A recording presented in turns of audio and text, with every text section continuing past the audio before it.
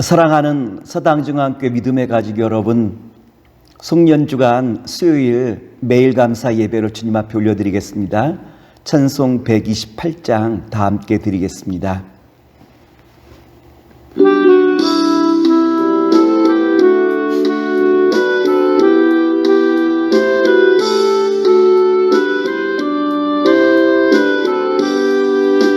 거룩하신 우리 주님 마구간에 나셨네.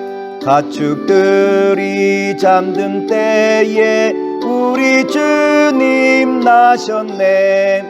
천사들이 찬양하네. 노엘 노엘 기쁜 소식 구주 예수 나셨네. 사랑하는 서당중앙교회 믿음의 가족 여러분, 오늘은 마태복음 5장 31절과 32절의 말씀을 가지고 성령의 능력으로 새로운 세 번째 시간을 함께 나누고자 하는데요, 이혼에 관한 말씀이에요. 오늘 본문의 말씀 보면 이혼에 관한 말씀이 기록되어 있죠. 마태복음 5장 31절 말씀을 제가 봉독하여 드리겠습니다. 또 일렀을 때 누구든지 아내를 버리려거든 이혼 증서를 줄 것이라 하였으나, 오늘 말씀을 보면 누구든지 아내를 버리려거든 이라고 한 말씀이 있죠. 이혼에 대해서 쉽게 생각하고 있는 것처럼 보이는 말씀이죠. 마태복음 19장에도 이혼에 대해서 쉽게 생각하는 경향이 있다라고 한 것을 우리에게 잘 보여주고 있는데요, 마태복음 19장 3절 말씀을 제가 봉독하여 드리겠습니다. 바리새인들이 예수께 나와 그를 시험하여 이르되, 사람이 어떤 이유가 있으면 그 아내를 버리는 것이 옳으니까. 바리새인들이 이혼에 대해서 쉽게 생각하는 경향에 대하여 예수님께서는 뭐라고 말씀하시고 있죠? 천지를 창조하신 하나님의 뜻이 어디 있는가라고 한 것을 우리에게 말씀으로 주시고 있죠. 마태복음 19장 4절 말씀을 제가 봉독하여 드리겠습니다. 예수께서 대답하여 이르시되, 사람을 지으신 이가 본래 그들을 남자와 여자로 지으시고. 예수님께서는 사람을 지으신 이가 본래라고 한 이 말씀을 통하여 하나님의 뜻은 바리새인들과 서기관들의 뜻과는 다르다라고 한 것을 우리에게 보여주고 있죠. 마태복음 19장 12절에 보면 다음과도 같은 말씀이 있어요. 어머니의 태로부터 된 고자도 있고 사람이 만든 고자도 있고 천국을 위하여 스스로 된 고자도 있도다. 이 말을 받을 만한 자는 받을지어다. 예수님께서는 천국을 위하여 고자된 자가 있다 그랬죠. 이 말씀은 어떠한 말씀이냐로 말하면 현재의 질서에 안주하지 않는, 다시 말해서 하나님 나라에서 누릴 그 질서를 따라가는 바로 이와 같은 사람들을 말하는 거죠.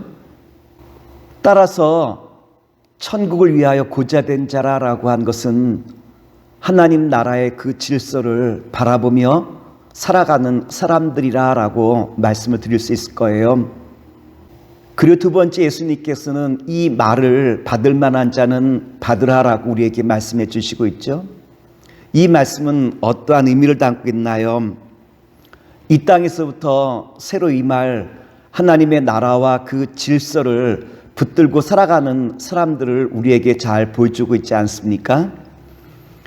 즉, 성령의 능력 안에서 새로운 삶을 살아가는 사람들을 우리에게 말씀해 주고 있는 거예요. 천국을 위하여 스스로 고자가 되었다라고 한 것은 결국 현재의 질서를 뛰어넘어서 이제는 하나님의 우리에게 주신 사랑과 섬김의 그 자리로 나아가는 바로 이와 같은 사람들을 가리켜 이 말씀을 받을 만한 자는 받으라라고 한 이 말씀을 통하여 주님께서 원하시는 것이 어디 있느냐로 말하면 사랑과 섬김의 그 질서로 나아가는 바로 이와 같은 성도를 주님께서 원하시고 있음을 우리에게 잘 보여주고 있어요. 오늘 특별히 예수님께서 지적하신 말씀은 신명기에 나와 있는 말씀을 우리에게 주시는 말씀이에요. 신명기 24장 1절로 3절의 말씀 보면 다음과도 같은 말씀인데 제가 말씀을 봉독하여 드리겠습니다.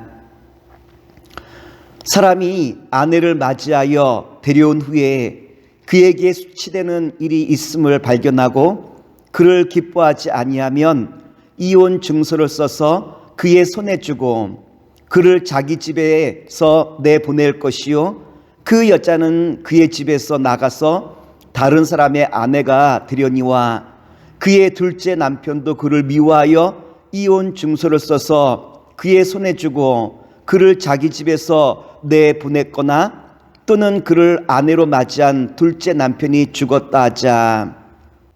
오늘 이혼에 대해서 예수님께서 주신 말씀은 신명기에 나타난 이혼에 대한 응답이라고 말할 수 있을 거예요.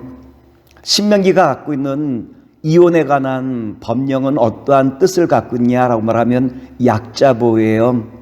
하지만 신명기에서 나타나고 있는 이 약자보호도 어떤 면에서 본다면 악용할 수 있는 요지가 많이 있다라는 것을 우리에게 보여주고 있죠. 남편이 미워하면 혹은 남편이 기뻐하지 아니하면 혹은 수치되는 일을 발견하면 어떤 면에서 본다면 다 추상적인 이야기 아니겠습니까? 쉽게 이야기하면 남편의 마음에 따라서 언제든지 이혼이 가능하다라고 하는 이와 같은 악용할 수 있는 법령이 신명기에 나타난 법령이라고 말씀을 드리지 않겠습니까? 예수님께서는 오늘 성령의 능력으로 새로운 삶을 살아가는 성도들에게 천국을 바라보며 살아가는 성도들에게 뭐라고 말씀하시고 있느냐로 말하면 신명기의 법을 뛰어넘으라라고 한 것 아니겠습니까?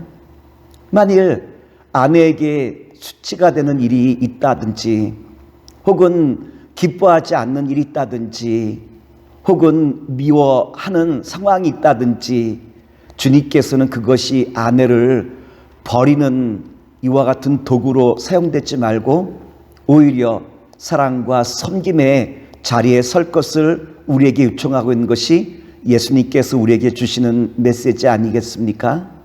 마태복음 5장 32절 말씀을 봉독하여 드리겠습니다. 나는 너희에게 이르노니 누구든지 음행한 이유 없이 아내를 버리면 이는 그로 간음하게 하며 또 누구든지 버림받은 여자에게 장가드는 자도 간음함이니라.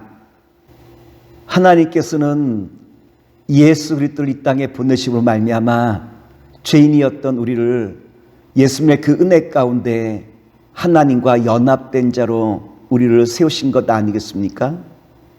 그런데 오늘 우리는 하나님의 그 은혜 가운데 연합된 자였는데 미움으로 말미암아 갈라선다라고 한 것은 결국 그 연합을 깨트린다라고 하는 것을 우리에게 말씀해 주시고 있어요.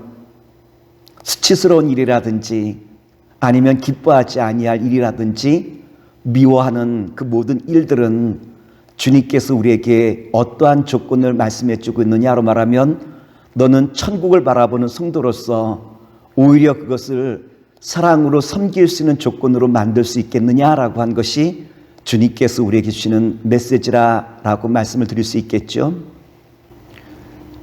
이것이 자기 십자가를 지고 주님을 따르는 성도의 삶이라고 하는 거예요. 어려서부터 믿음 생활한 사람들은 어떠하기 바쁘냐로 말하면 다른 사람의 실수와 잘못에 대해서 우리는 비판적으로 보기가 매우 쉽지 않습니까? 오늘 주님께서는 우리에게 뭐라고 말씀하시고 있느냐로 말하면 이제는 비판적인 눈과 마음으로 바라보는 것이 아니라 이제는 성령의 능력 안에서 새로운 삶, 사랑을 나누는 바로 이 자리가 주님께서 기뻐 받으실 만한 자리라는 것을 우리에게 다시 한번 가르쳐 주시고 있음을 마음속으로 받고 주님 앞에 더 가까이 나아갈 수 있는 저와 여러분 되기를 기도하겠습니다. 기도합니다. 사랑의 주님, 오늘 주신 말씀을 의지하여 날마다 우리의 삶 속에서 주님의 사랑을 감당하시는 주의 자녀로 삼아 주시옵소서. 예수님의 이름으로 기도합나이다. 아멘.